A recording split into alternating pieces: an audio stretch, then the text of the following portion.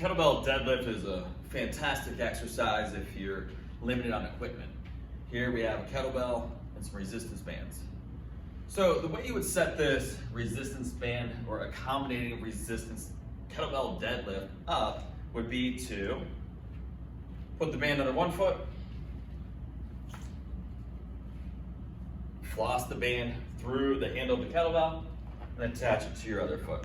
It's going to set you up to be a little bit wider than a traditional deadlift. It's kind of a cross between a sumo and your conventional, as we like to call a hybrid stance. Standards remain the same. Butt down, chest up. And execute the hinge. But you might run into the problem where your kettlebell might not be heavy enough, or the band you're using might not be strong enough. So what we do here to add a little extra resistance and weight to it, we'll take a band like so, drape it across the front, and then we'll actually take the band around the horns of the kettlebell here, and we'll really shorten that band up. So I want to make sure it's tight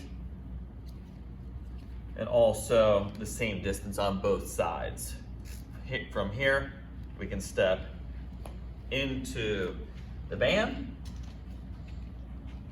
And now we have a lot more resistance on the band. And now this brings our feet into a position of a traditional deadlift.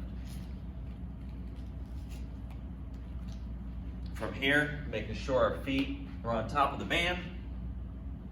Movement standard remains the same. And now this kettlebell becomes much, much heavier. Took a 30-pound kettlebell and a purple resistance band here and probably turned that into about a 60-pound, if not more, poundage or load as we're moving. Depends on what kind of bands you have. The continuous loop work great. Again, across the front here or back, whichever is easiest for you. We'll go around the horn of the bell on one side and around the horn of the kettlebell on the other side. Here we're set up there with a lot more resistance to do our exercise with.